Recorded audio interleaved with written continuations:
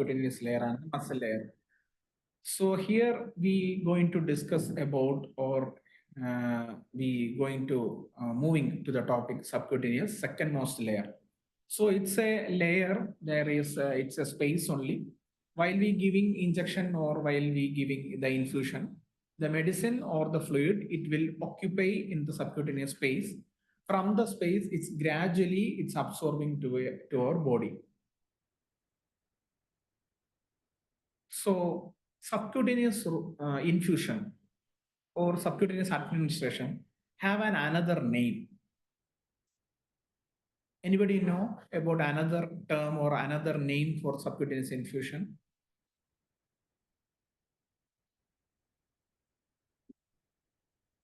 You can put your answers in chat box. Another term or another name for subcutaneous infusion.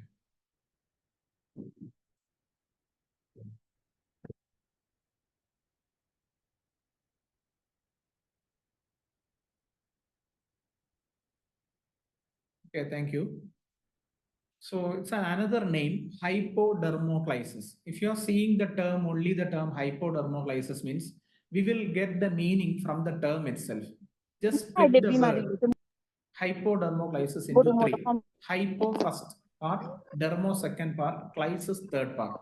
Hypo means below, dermo means dermis layer. Below the level of dermis layer, which layer? Subcutaneous layer only.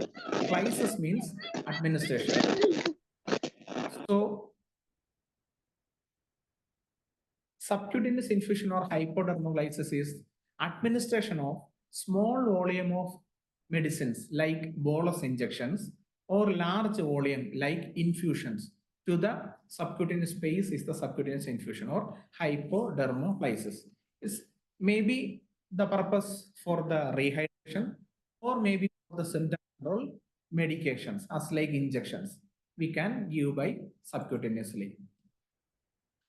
Main indication in if we planning to give or if we planning to rehydrate if one patient with complaint of dehydration, mild to moderate dehydrated cases means we can prefer subcutaneous route for the rehydration. But if it is severe means we can't prefer, because in severe dehydrated cases tissue absorption is very poor, maybe it will not absorb. So at that time we can prefer subcutaneous route. Mild to moderate dehydration means we can prefer the subcutaneous route for the dehydration. Then if the patient having some suffering like dysphagia or swallowing difficulty, or maybe patient is refusing to take medicines and food by mouth, then we can prefer subcutaneous route for giving symptom control medication or for the rehydration. Then third, we have suppose on plan to give fluid for the patient up to maximum 3 liter or 6 pint of fluid. If we planning to give for the patient means we can prefer subcutaneous route for giving this much fluid within 1 day or within 24 hours. So about this 3 liter and a day, the explanation will come in next slides. So I already told in palliative care, the subcutaneous route is very important. Why? Because these much indications are there. First one, if the patient is having severe nausea and vomiting, patient is unable to take food by orally. Maybe the vomitus contain fecal matter also. That much profuse vomiting and nausea, if already patient suffering means they can't continue the oral medication or oral food, they can't continue. So for the symptom management, something we need to give by injection as like pain medicine or for the vomiting control or for the restlessness, something we need to give for the symptom control. By subcutaneously, we can inject the medication. Then already patient is suffering with any lesions or oral ulcers in mouth or throat and oral cavity. Patient will refuse anything take by orally because due to the burning sensation or due to the severe pain. We can move to the injection form of medicine for the symptom control. Then majority of the gastrointestinal cancers condition due to the diagnosis basis or maybe due to the progression of disease, at any time we can expect on intestinal obstruction. Due to the intestinal obstruction, patient will suffer with vomiting. Maybe patient is totally will be mute by taking anything by orally. Then we can prefer subcutaneous route for giving medicines. Then unconscious patient, I'm not telling about the patient majorly we seeing in the ICU setting. In palliative care setting, due to the progression of disease, patient condition is deteriorating, or maybe patient is going to in end of life stage. Now the patient is altering the conscious level. Now the patient is becoming unconscious or maybe the semi-conscious according to the disease condition. That condition, some medicine needed to continue till their death for the symptom control or maybe for maintaining the quality of their life. We can prefer for such patient subcutaneous route for giving injection and the infusion. Then another one, if you are seeing one patient with severe pain, example, the pain score we can say as like 10 by 10 or 9 by 10, like that severe pain. Already maybe the patient is in tabomorphine or maybe some other pain medication. This much severe pain situation, if we again preferring oral medicine as like SOS dose or maybe for the stat dose, if we preferring oral route means it not at all it's proper medication at that time. Something we needed to give like injection, control the symptom or control the pain, then we can move to the tab form. So at that time, some injection needed to give by subcutaneously, we can give the injection. Then, if one patient is in on example tabomorphine for the pain, maybe orally he or she was taking 4th hourly or 6th hourly. Due to some reason, now the patient is unable to take by orally. Then we can prefer rectal route also with the same dose. But some condition, example, rectal bleeding or see a rectum case or hemorrhoid or maybe simple loose stool. So in that situation, rectal route we can prefer for the substitute for the oral route. Then we needed to move to the injection form by subcutaneously, we can give the injections. Then sites. Which are all the sites we can give the subcutaneous injection? Can anyone answer? From your idea. So many sites are there. Some of the sites you can suggest.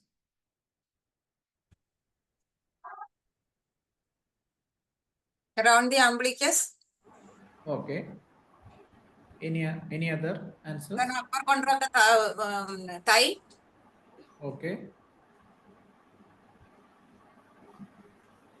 Gluteal. Scapula. Okay. Upper arm and outside of the upper thigh. Okay.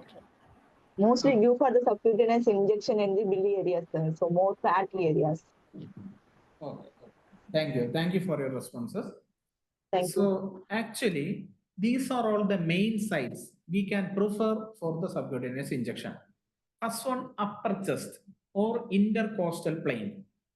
Second one, upper arm or outer aspect or lateral aspect of upper arm. Then abdomen. Abdomen means around the umbilical region. Ideally, we can tell 2 inches away from the belly button around the umbilical region. Then outer thigh or lateral aspect of thigh. Then upper back means outer quadrant or upper quadrant of the buttocks region. Then scapular region. These are all the common sites we can choose for the subcutaneous injection. But in palliative care, in our setting also, most of all we preferring upper arm and the outer thigh. Why? Because in our setting, we are all giving the injection or the infusions by subcutaneously in our hospital setting. And the same thing we can or we needed to educate to the caregiver also. Suppose the family needed to continue the patient care in their home setting itself means they can continue the injections by subcutaneously by their own, by themselves. So upper arm and outer thigh more comfortable for the caregiver also to continue the injection. They are more comfortable. That's why only we most of all preferring upper arm and the outer thigh. But in some cases, for some patients, these areas will become contraindicated. that condition we will prefer or we will move to other sites too. Then these are all the sites we can't give the subcutaneous injection or infusion. Already the lymphedema having means same arm we can't prefer for the subcutaneous injection. Then recently irradiated skin, any bony prominence or infection, inflammation, any signs is there, or any tumor mass is there, or any scar tissue is there, that areas we need to avoid. We can't give the injection. Then if we preferring abdomen means already the ascites is there means we can't give because it will not help, it will not absorb. So these are all the areas we need to avoid for giving subcutaneous injection for such patients. Then medication. Which are all the medications we can give by subcutaneously? From your experience. Injection morphine, Okay. metoclopramide, Okay. haloperidol, Haloperidol, insulin. Okay.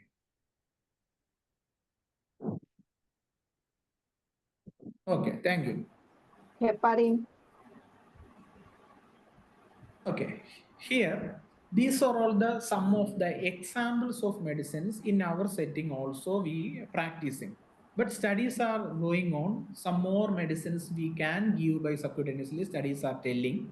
But most of all in our setting also these type of medicines or these medicines are putting as an example for subcutaneous injection.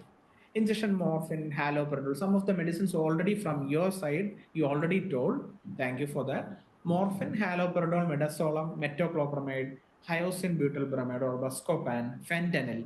These are all the some of the medicines or category of medicines we can give by subcutaneously. Then these are all the medicines we cannot give by subcutaneously or these type of medicines. Injection chlorpromazine, stemetil, injection diazepam, antibiotics, antifungal, these type of medicines or hypertonic solutions. These type of medicines we cannot give by subcutaneously. Highly concentrated or oily type of medicines we cannot give. If example we needed to give something as like infusion means only 0.45 percentage to 0.9 percentage concentrated normal saline means our normal saline only we can give by subcutaneously. But from US they are practicing dextrose normal saline also, DNS also they giving by subcutaneously, but in our setting never practiced like that. Only the normal saline as like a drip or infusion for the hydration purpose by subcutaneously we giving. Then antifungal, antibiotic, no other highly concentrated oily type of medicines, nothing we cannot, nothing we can give because these medicines already I told this is a subcutaneous space only. There is no involvement with the direct circulatory system. From the space only while injecting time, this medicines will collect. From there it will absorb slowly. So these type of already I told highly concentrated oily type of medicines, if it is collecting in the cavity or space of the subcutaneous region means it will not absorb, it will cause the tissue damage. So these type of medicines we need to avoid, we can't give. Then procedure. As like every procedure, we needed to explain about the procedure to the patient and the family. Why? Because if one patient is coming in our palliative care first time, if they are practicing this type of subcutaneous injection or continuous subcutaneous infusion means, maybe they will compare this route with their IV route. Because in subcutaneous route, there is some mild edema. It will happen. It's a normal because it's a space only. While injecting time, the medicine it will collect in the region. So that collection it will lead to mild edema. After some time, as per the absorption, the edema will subside. Normally it will happen. So the edema is normal. One thing we need to explain to them. Otherwise, that edema they will compare with the IV route edema. Then before the procedure, we need to wash hands, wear gloves. Then assembled fluid and the tubing. Whichever the fluid or whichever the medicine we needed to give means we need to select with the tubing and other assembling items. Then which area we needed to, we are planning to place subcutaneous route means we need to clean the area. Selected site we need to clean with the antiseptic solution soaked swab by a circular movement from center to outward. After cleaning, leave for few seconds for drying. During the drying period, don't touch again with our fingers on the cleaned spot or cleaned area or already choose for the subcutaneous injection. Then mainly we using SV set or scalp vein set or butterfly cannula. In our setting, we most of all preferring the size 23 into 3/4 means blue colored butterfly cannula. We most of all preferring that. While inserting time the needle in video you can see. After that we will put on video. While inserting time, the bevel region means as like on cross section on tip is there on needle tip, that area should be in upright position. While inserting time, 30 to 45-degree angle needed to maintain while pricking time. After pricking, after inserting the complete needle inside the subcutaneous space, we need to secure the wings of the SV set. For that, securing any occlusal dressing or any plaster, anything we can use for fixing on the area. Then after fixing, adjust the drip or adjust the infusion or maybe the injection. According to the doctor's prescription order, need to adjust the rate also. About the rate and volume, we will discuss in coming slides. So that thing we need to maintain as per the doctor's order. So while securing time, already you know this SV set having on connection tubing also there along with the wings. So while fixing time, one sticker for fixing the wings, one sticker again for the needle tip inside the area. Then one more tip, one more plaster or this occlusal dressing is needed to secure the tubing also. Otherwise, any pulling effect happen means it will come out. So with the help of the tubing itself, we need to secure. Then adjust the rate and volume as per the doctor's order. So video at last we can see. So already I told volume and rate we need to maintain. First one, if you are planning to give one injection, as like a bolus injection you are giving means 1 ml per minute rate needed to maintain. Suppose the quantity maybe you need to give as like 2 ml or 3 ml you need to give means 3 minutes or 2 minutes need to take for pushing the injection. That's the ideal rate, 1 ml per minute. If as like drip you are putting means 20 drops is the maximum, 1 ml per minute or 20 drops per minute, that rate and volume you need to maintain. Otherwise, it will cause pain for the site of injection. Then in second slide, I already told if we planning to give 3 liters of fluid or 6 pints of fluid within 24 hours means we can give a subcutaneously. Here there is an explanation. One site, if we are choosing in one site means in that site we can give 1.5 liter or 3 pint of fluid within 24 hours maximum. One more site we choosing means again 1.5 liter. Like that, in two sites together, total 3 liter or 6 pint of fluid we can give maximum within 24 hours. Actually, two sites is the maximum. One more site we can't choose. In two sites, total 3 liter is the maximum volume of fluid we can give by subcutaneously.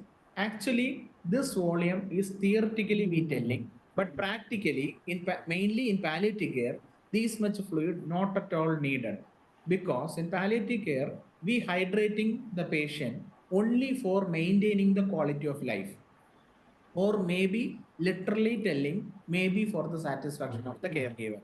So here in palliative care, no at any time 3 liters of fluid, nothing needed for in palliative care. Actually, this is telling only as the theoretically. It is possible, but practically maybe it's not at all needed. So after the procedure, we need to document about the bolus injection or maybe the infusion. According to the doctor's order in medication chart, we need to maintain the dose, rate, and volume and everything, starting time and with date.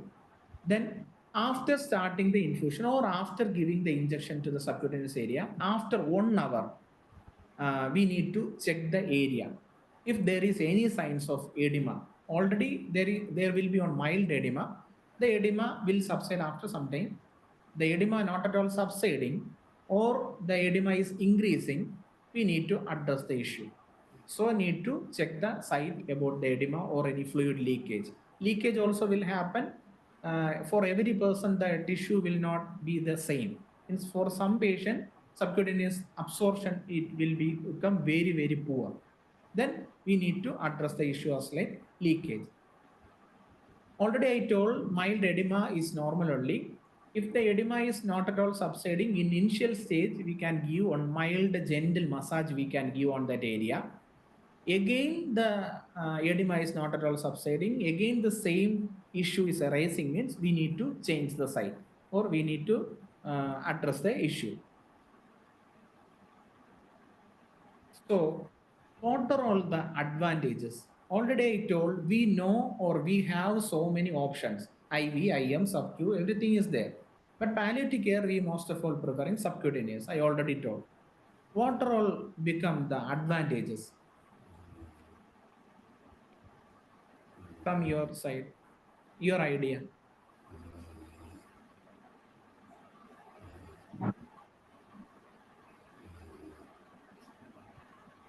Any idea?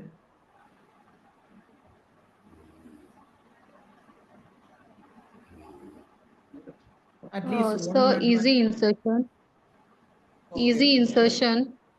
Okay. Okay. like applying, less source of infection, like IV, how the this thing. So there will be a less source of infection. Exactly. And the relatives, like it can be handled by the relatives, whereas IV it is difficult to teach anybody. Okay. In chat box also we got 3 answers: easy route, less painful, systemic problems will be very less in the subcutaneous. Okay. Okay, thank you for your reply. So here first or on important advantage is low cost. Actually, you all know, according to the corporate hospital setting, maybe the IV cannulation charge will rise. At minimum, we can expect the on IV cannula charge from 95 more than 100 on IV cannula. But here, the SV set rate is only 18 rupees, 18. This SV set rate only 18 rupees. First advantage is the low cost. Already maybe the patient and family having some financial burden due to the treatment period, or maybe it's continuing, or maybe it's everything is lost. At last, or maybe in crisis situation only, they are preferring palliative care and they are depending us. At that time, maximum cost effective treatment, what are all the thing we can, is it possible, means we need to suggest or we can prefer. So first one is the low cost. Then more comfortable than IV administration. Exactly. Because in IV administration, you all know, on IV cannulation we need to do, means what are all the painful process we will do, and at last we will succeed during the IV cannulation.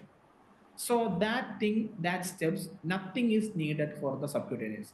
Here subcutaneously, only one staff is needed. No supervision is needed for the subcu insertion. One person can choose the site, train the area. After drying, need to maintain 30 to 45-degree angle while pricking the needle to the subcutaneous space. Then secure with the proper dressing. That's all. That's all. No painful process needed as like IV cannulation. So here the complications as like pulmonary edema, fluid overload, thrombophlebitis, which are all the things happening mainly in the IV route. Not at all will happen in the subcutaneous route. This one is the another advantage. Then simple insertion. Insertion also very simple, and reinsertion also very simple. Then, if one team is visiting a patient in the home, there maybe the home visiting team may will have only one nurse, not as like the happening in the hospital setting. The team will have only one nurse. There is no supervision, no assistance, only one nurse needed to do. Maybe for that nurse is not at all comfortable or not at all practiced in IV cannulation, means they can't do anything in their home care setting.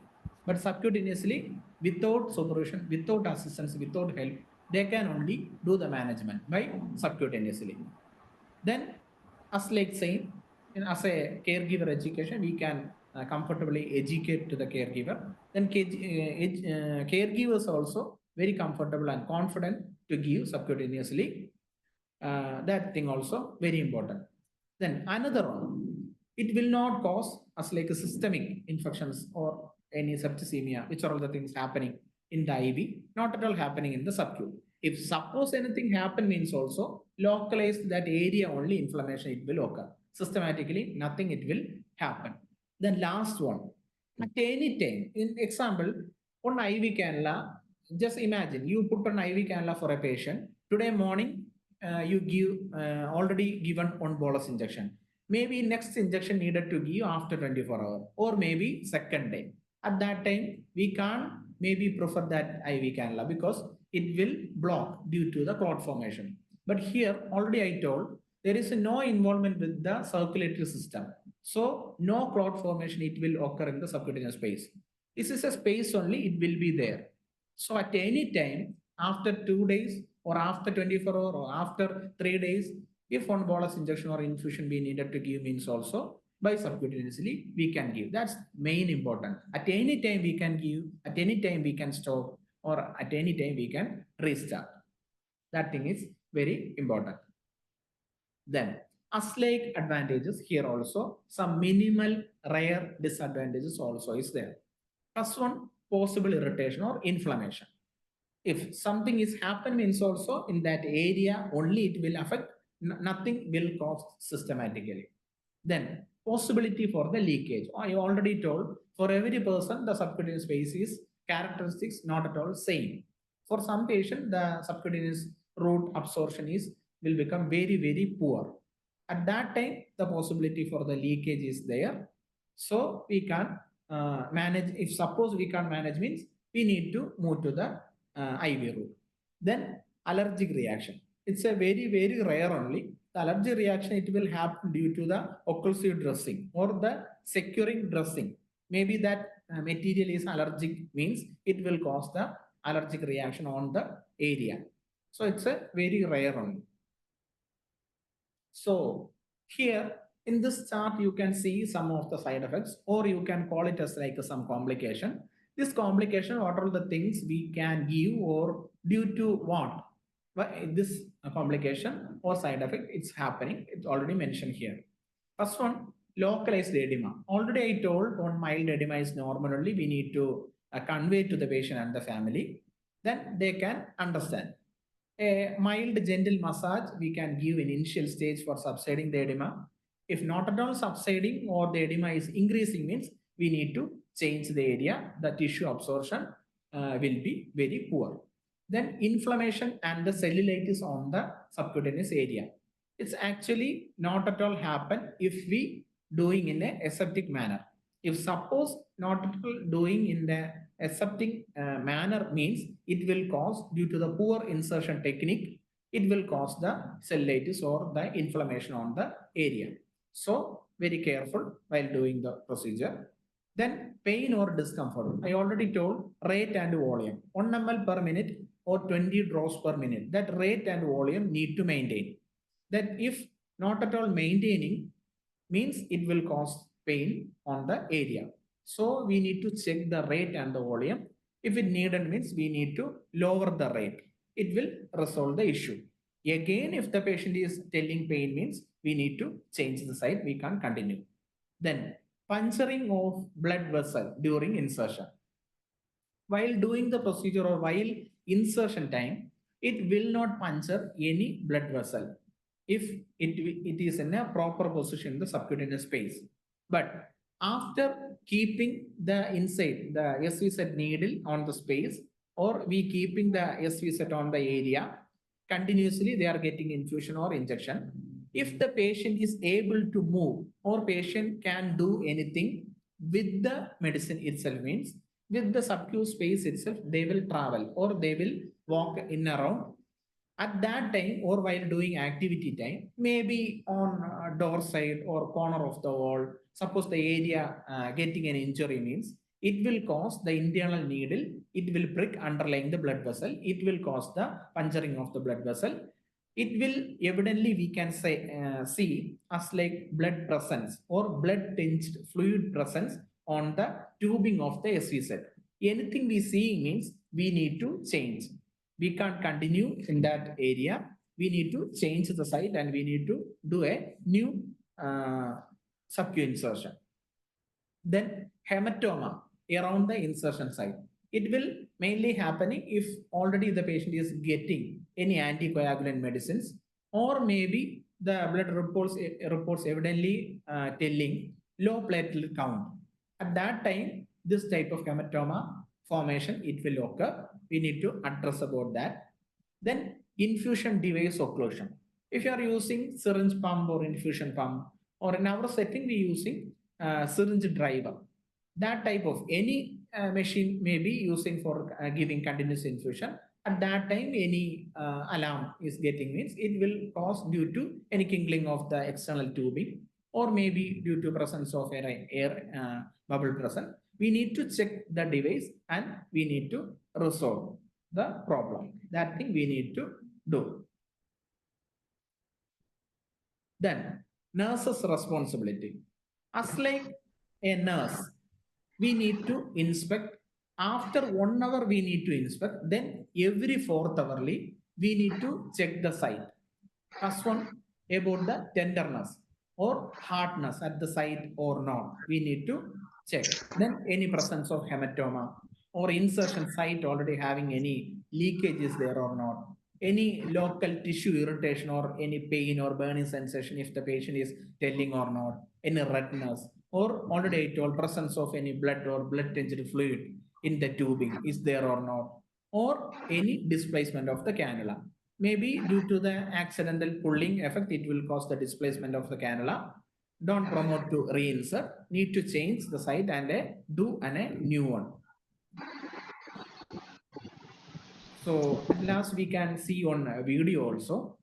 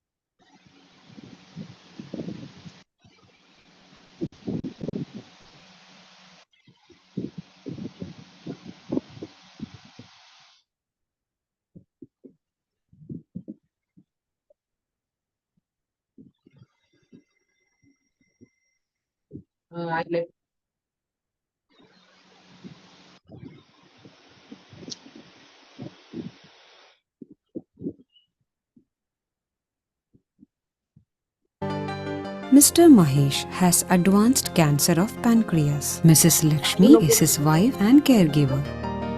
Good morning, Mahesh. Good morning. I'm Nurse Sajan. How are you feeling today? I'm feeling very tired. He is not eating anything, brother. Doctor has advised to give on subcutaneous fluid. Okay. Requirements for the procedure: a tray containing one sterile tray with lid, sterile cotton swabs, one intravenous solution, normal saline 500 ml, one IV set, one SV set number 23, one pair of clean gloves, antiseptic solution, adhesive tape, one small Macintosh, one kidney tray. Check IV solution. Check the infusion container for sediments, turbidity, change in color and expiry date. Wash hands with soap and water and wear clean gloves. Remove the outer packing of IV solution container. Remove the protective cap at the entry point. Then remove the outer cover from IV set and remove the protective cover at the entry point. Spike the solution container with the IV set without touching the entry point. Partially fill the drip chamber by squeezing it till half. Remove the needle of IV set. Then release the roller clamp and allow the fluid to move through the tubings until all air bubbles have disappeared. Close the roller clamp and recap the needle and hang the IV solution. Open the scalp vein set and connect it to IV set.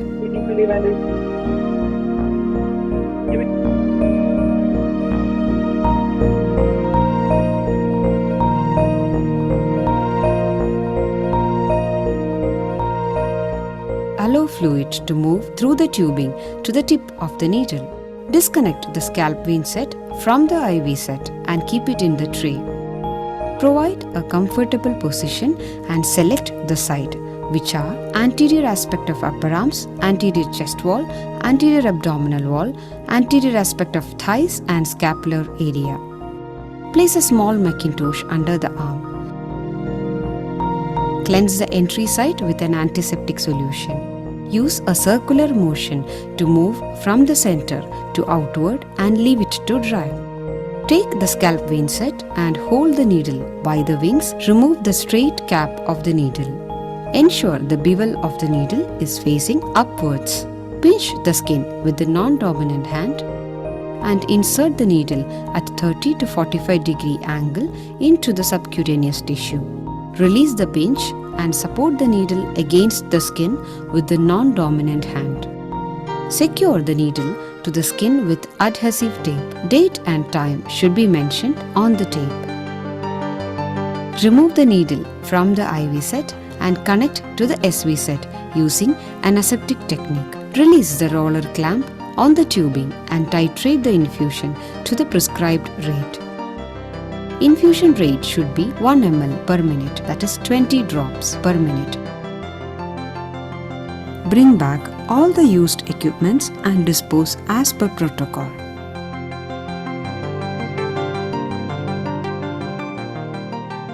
Ensure patient is comfortable. Document the procedure including the date, time, site, scalp vein set size and the patient's response. This finishes the procedure for subcutaneous infusion of fluids. Points to remember. Maintain aseptic technique during the procedure. Check the site of infusion for signs of infection like pain or redness. If there are any such signs, the infusion site needs to be changed. If there is no signs of infection, the site of infusion can be used for up to 7 days. Normal saline is the most suitable IV solution. 500 ml to 1500 ml of fluid can be administered over 24 hours at one site. The quantity of fluid to be given depends on the needs, the general condition of the patient and the stage of the disease. The mild edema in and around the site of infusion is normal. Subcutaneous infusion can be safely given in home care settings also. The caregiver needs to be trained in handling the infusion after it gets over.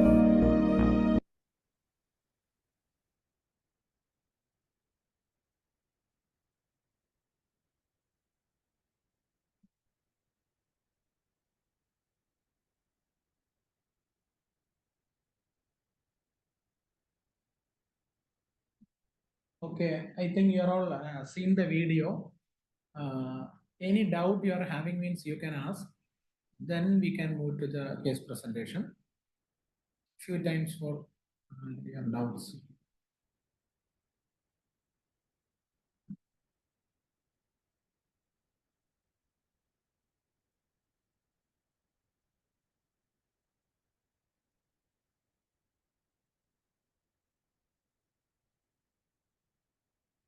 Any question from your side means you can put it in the chat box also. Or by voice you can ask.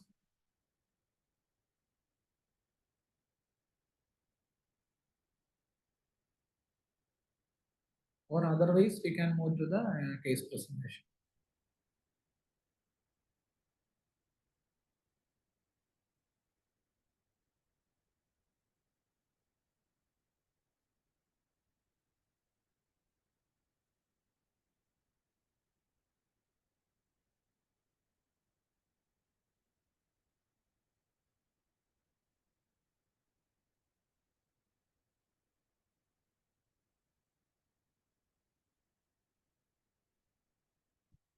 Okay, in the chat box we got one question. It can also be used for administering antibiotics. Actually, antibiotics administration not at all possible by subcutaneously. Already I told at antibiotics, antifungal or highly concentrated, oily, these type of medicines we can't give by subcutaneously due to the poor absorption. That much concentrated items will not absorb by the tissue. It will cause the tissue damage. Okay, thank you. Any other question?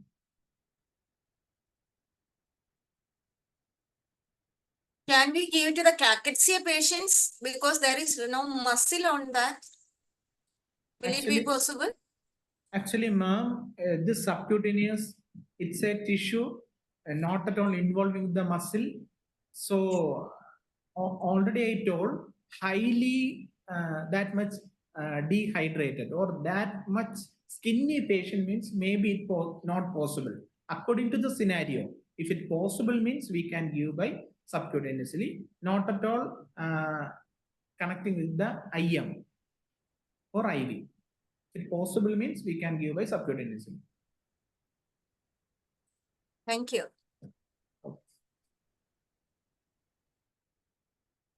So another question we got, without vein we have to insert subcutaneous site. Again repeating, ma'am, it's not at all involving the intravenous route. It's a space only. Already we discussed about the sites, whichever the area we can prick or we can give. These are all the space only, not at all involving the circulatory system. So IV not at all needed. We not at all searching for any IV line. It's a space only we injecting. So from the space only, it gradually absorbing by the body. So no need to find out any IV line or IV sites.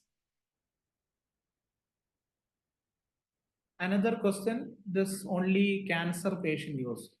Not only for the cancer patient, for every person, if it possible or if it needed means we can give. But in everyone's practice, majority of the patients may be the cancer patient in the palliative care.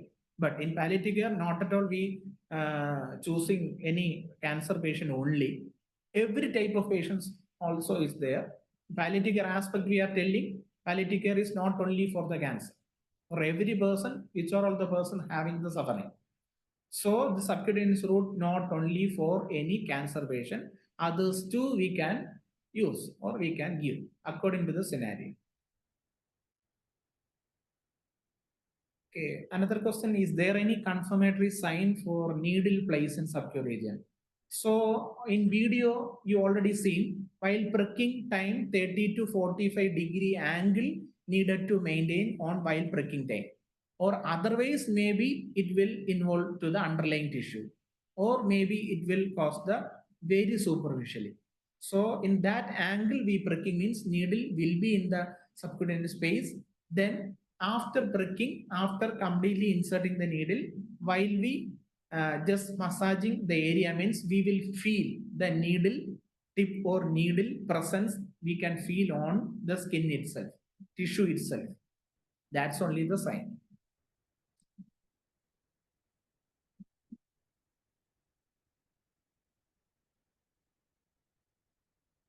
I think your doubts is over. Okay, one more question. Can we administer injection morphine through? Yes.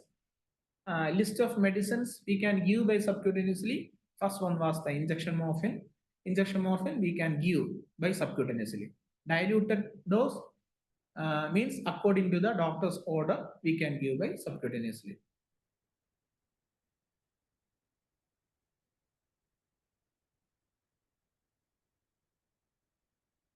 Any other? I think it's over. We can move to the case presentation. Some more doubt it's there means also after the case presentation or during the case presentation you can ask. Okay, thank you. We can move. Now I am inviting Samiksha Paesta for the case presentation. Hello. Hi, sister.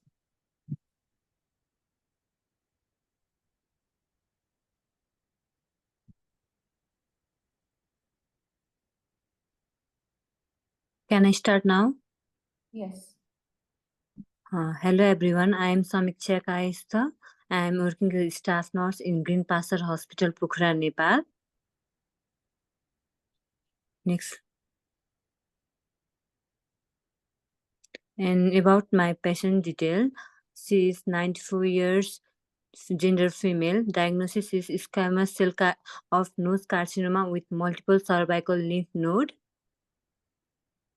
And presenting complaints are unconscious during admission time, wound present over chin area, pain and foul smelling from wound side, tongue swelling, difficulty in swallowing and drooling. History of illness, she had resection of nose due to squamous cell of nose carcinoma with multiple cervical lymph node. And she had history of hypertension and hyperlipidemia for around 10 years and 5 years respectively. And while examination, her weight was 45 kg and temperature was 97.6 Fahrenheit, BP 90/60 mm of Hg, pulse 140, respiration rate is 28 breaths per minute, and SpO2 was 88%. And other examination are drooling, unconscious during admission time, tongue swelling, hallucination and delusion. And treatment and significant investigation in that time are no any investigation because of she was in end of life care, and only daily dressing is the treatment. And psychosocial aspect, she was wife of ex-army. She had 4 sons, but she stayed with her daughter. The family members were aware about her diagnosis but refused to disclose her prognosis. She was involved in recreational activities like singing a song, religious song in early morning, and she said that she will award us if her wound and pain were subside. Medications are injection morphine 20 mg SC over 24 hours, injection midazolam 2.5 mg SC before dressing, and xylocaine jelly 2% over wound, and syrup morphine 8 mg per hour 4 hourly, injection morphine 5 mg over dressing, taplorazepam 1 mg HS per hour, tap dexamethasone 2 mg OD per hour, suppository bisacodyl 5 mg PRHS, and candid mouth pen locally BD, and capregabalin 75 mg per hour HS. Next slide. Main concern are she was unaware about the diagnosis, caused internal injury in SC site due to the metallic cannula. During the discharge, syrup morphine was prescribed and patient got discharged on request of family.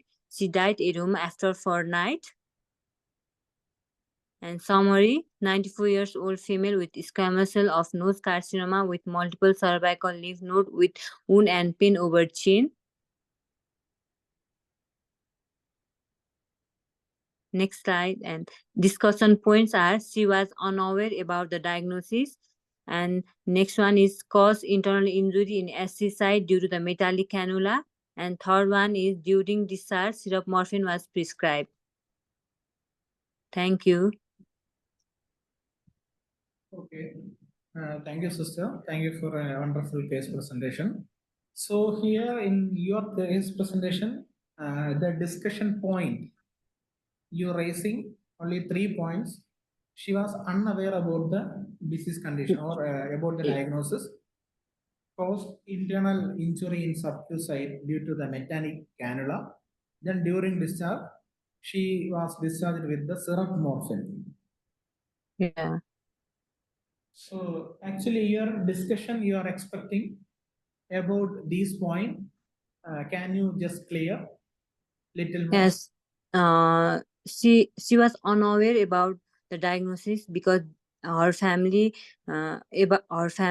said us that don't told her about her diagnosis to her, because of she may feel bad and may she will not accept our diagnosis sometimes. So their family told us don't tell us, so we didn't tell them to her. So that is my discuss point. Okay. At any time, did the patient at any time ever told or asked about her diagnosis to your team? She didn't ask with us about the diagnosis, but she told us, please heal my wound and my pain. If you treat completely treat my pain and wounds, then I will give a treat like this.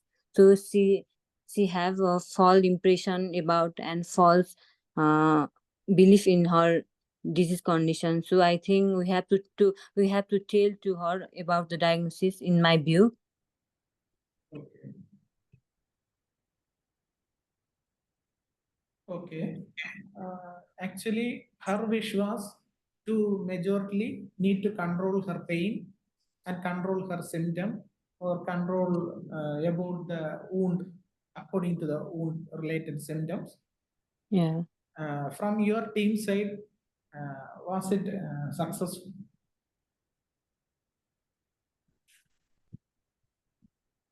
Just our team told about the disease condition to our family only, not to her because of family issues. Okay.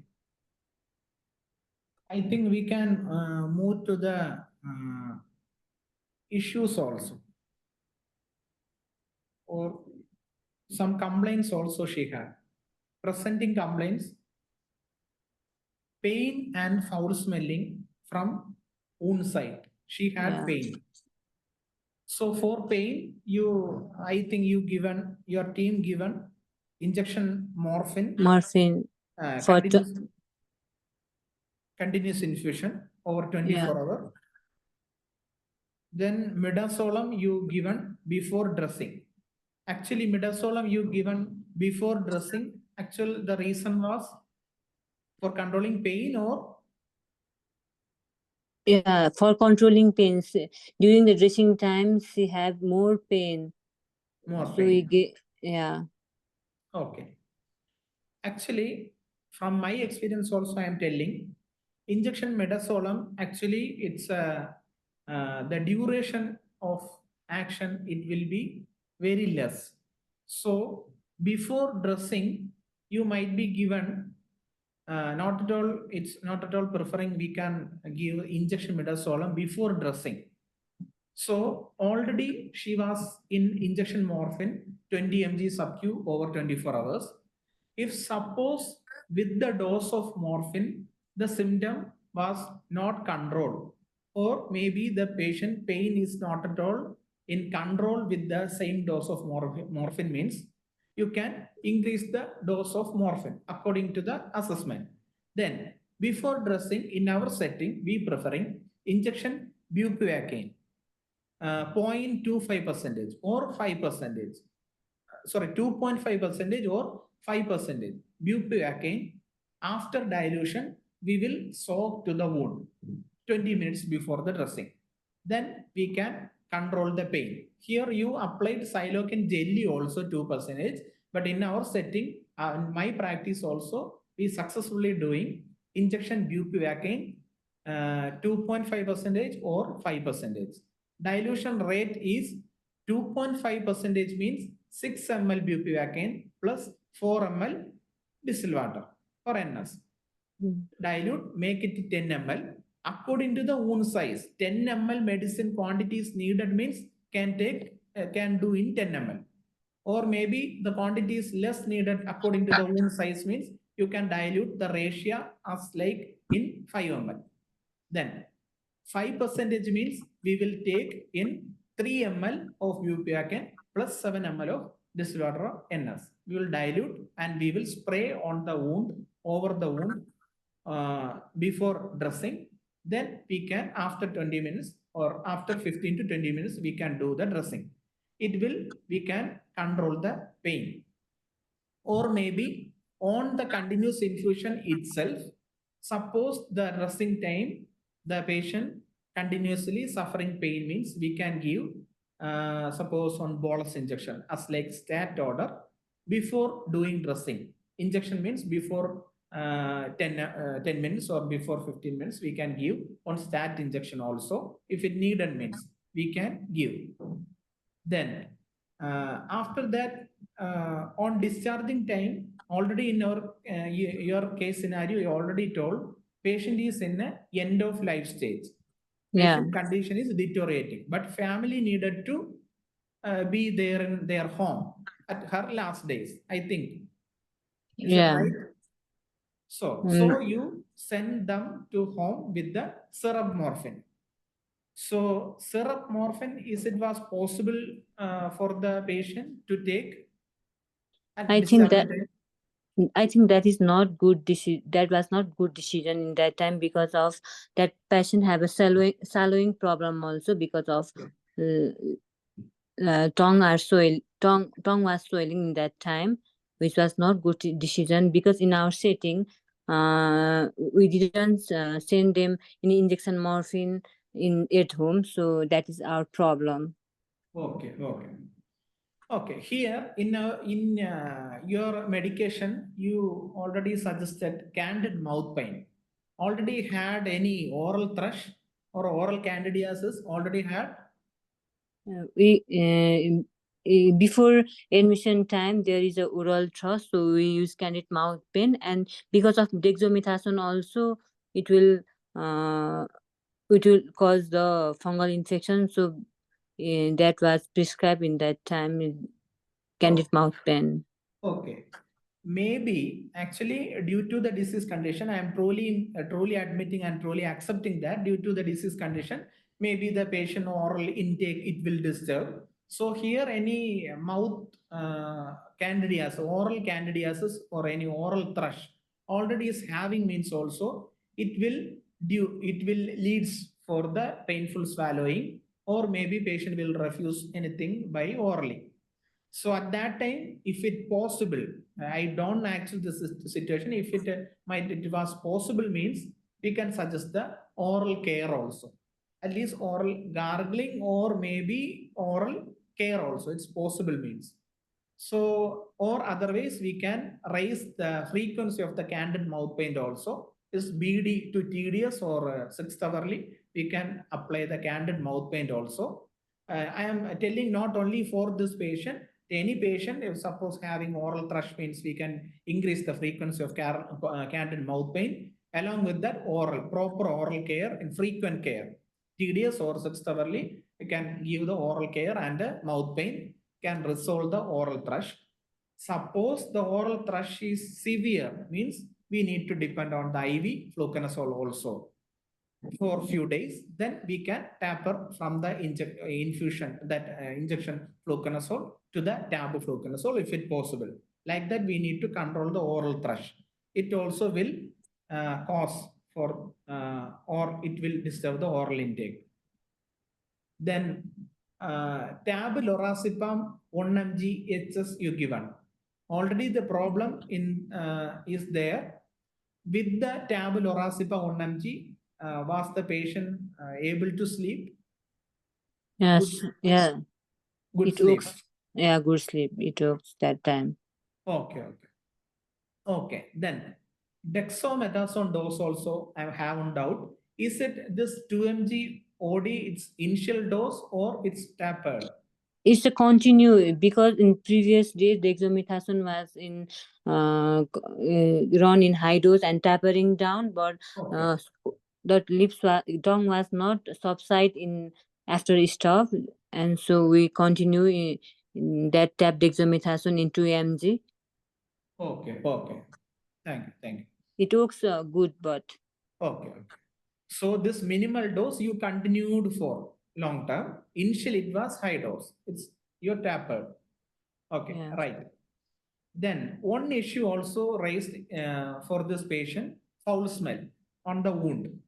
So for the foul smell, anything you did? For just dressing, just dressing from NS only, Okay. Any and then any and apply. topical? And topical we apply just sometime we apply honey. Sorry. And honey, Okay. and sometime we did from the injection morphine and xylocaine jelly 2%, and then pack it. Okay. So in our setting and in my experience, I am suggesting one thing also, because this foul smell also an issue as like pain, because pain suppose the patient had in that wound means it, we can tell it as a physical pain, but foul smell it will affect their psychologically also, not only for the patient, family too.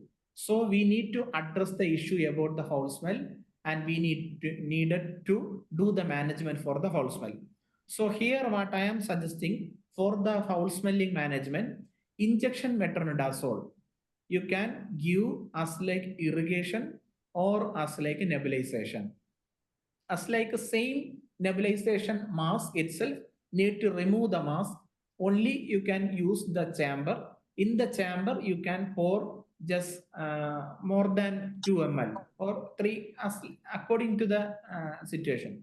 You can pour some injection metronidazole in the chamber, then you can give some fumes before doing the dressing. After removing the pack, you can give some fumes for 10 to 15 minutes, because here the wound maybe you can't clean with using your artery forceps in every area, maybe some tunneling or maybe some pocket formation, some foldings, or all our thing will be there because it's a cancerous wound only, or we can call it as a fungating wound.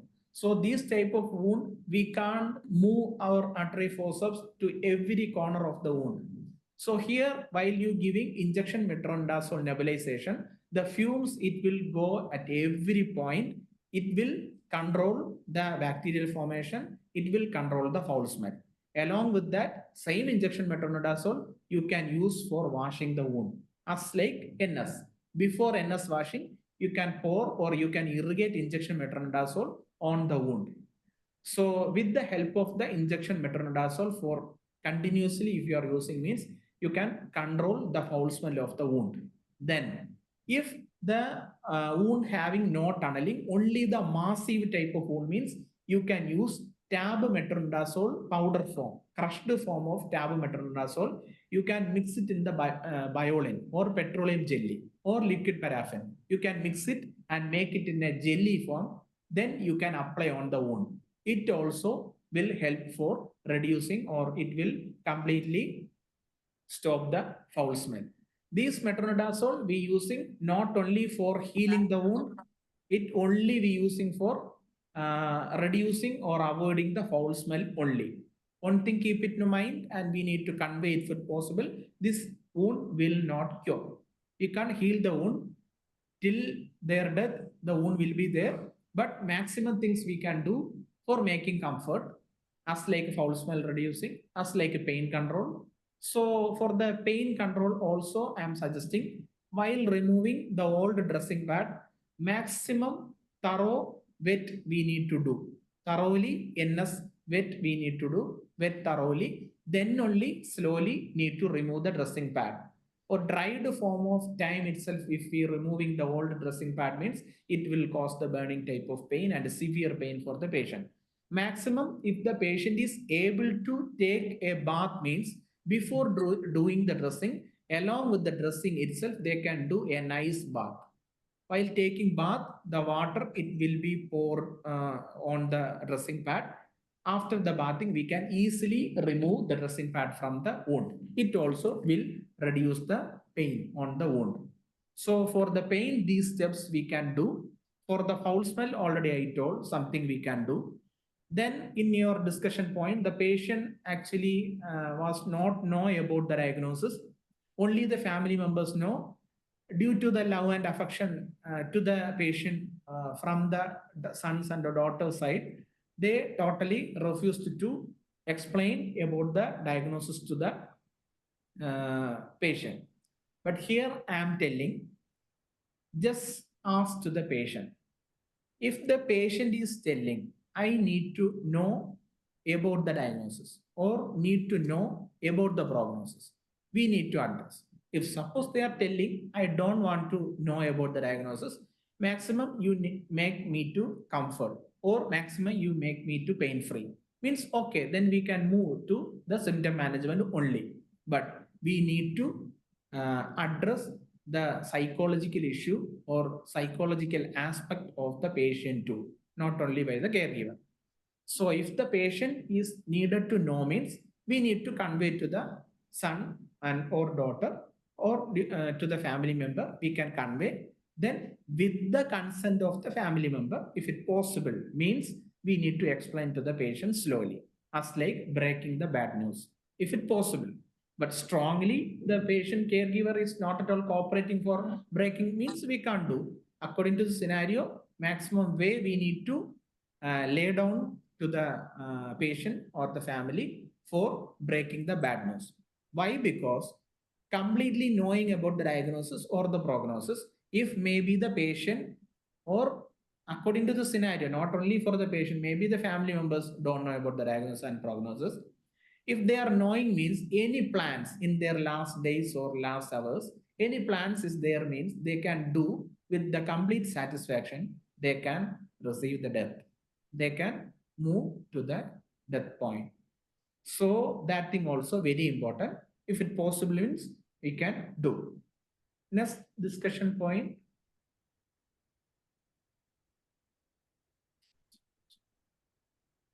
Okay, then second one was internal injury, subcutaneous due to the metallic cannula. How you assess or how you know about the injuries happened? Any evidence? Yes, there is evidence like bleeding. While we check, there is a bleeding in from the arms. So we find out and that is an internal injury, and sometimes it will be bent down also. The metallic needle is bent also while we remove, and I think that is an internal, and that will cause an internal injury, and I saw also sometime. Okay. Okay. Actually, this case presentation and discussion is going on after discussing about our topic. In our topic itself, one of the assessment or one of the complication we can expect on was the internal injury due to the subcu keeping time, that needle keeping time. It's a rare only, but at any time due to the accidental movements, it will cause to the injury. That time only the blood presence or blood tinged fluid presence on the external tubing of the SV cell. That thing we can expect. It's a complication we can tell. Suppose anything is happen means we can continue. We need to change to another site. It's not at all a permanent complication. Maybe it's happened at that time. That's why only we need to assess every fourth hourly. Anything we see means we need to change and we need to select another site. We can continue. It not at all we can tell it as a permanent complication. Maybe it will happen. So that thing keep in mind. Then during discharge, syrup morphine was prescribed. Already we discussed about that. From your side only, you are admitting that maybe everything is over. Might be a wrong decision. So after our discussion, after complete discussion about our topic, you can strongly keep in mind if anything like that on patient or patient family, their wish need to continue their last life or last minutes or last hours in their home setting means, suppose patient is an end of life stage means 4th hourly, this type of oral syrup or tab or whatever may be, 4th hourly frequent giving medicine means it will not a proper method of administration. Why? Because in their last time, again patient every 4th hourly need to rise up, need to take the oral medication, then again they need to lie down. Like that periodically they are taking medicine means it will not be acceptable for the patient or may be not for the family. So at that time only, this importance of the subcutaneous injection or subcutaneous infusion, we need to practice in their timing. So in that timing, we can prefer this type of injection morphine. 4th hourly bolus injection means caregiver only. We can educate to the caregiver how to put the subcu and how to you need to push this 1 ml or 2 ml according to the dilution. This morphine in slowly need to maintain the rate 1 ml per minute. We can educate to the caregiver. They can give the frequently injection morphine by subcutaneously, or otherwise the subcutaneous initially you already told 20 mg over 24 hours. Maybe it's 20 mg or maybe due to the pain, maybe the dose may will need to increase. Whatever may be, whatever the dose, we can dilute in a syringe and we can send them to home. They can continue with the infusion by subcutaneously in their home setting itself. So these discussion points already covered about the importance of the subcutaneous route administration, basically for the palliative care patient. Palliative care patient means not only for the cancer, every persons, which are all the persons having the suffering in every aspect, the patients, which are all the diseases may be in the palliative care setting, needed some symptom control medicine means we can give subcutaneously the medicine or the infusion, whatever may be, we can give by subcutaneously. So I think it's clear from your side. Or sister, thank you for your presentation, a wonderful presentation. It made so many discussions. So for others also, any doubt means you can ask. You can put your questions in chat box. Before just starting the case presentation in chat box, we got a question. Any needle size. Actually, from my practice in our setting, we most of all preferring blue colored SV set. That size is 23 into 3 by 4. Needle gauge size is 23 into 3 by 4. Others too we can prefer, but ideally we using blue. That's only from my practice. I am choosing blue.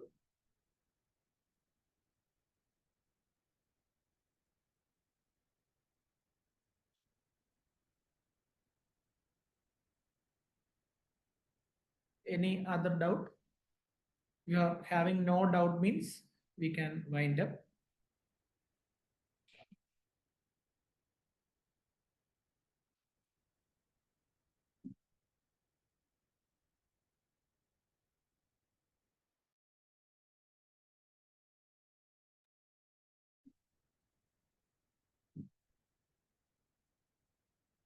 I hope everyone doesn't have any doubts. As always, Brother Sajan enrich our session with much of knowledge. I'm sure that everyone of you are aware about the topic just learned. And once again, thank you for participating in the session. And let's see you on the next session. Thank you all.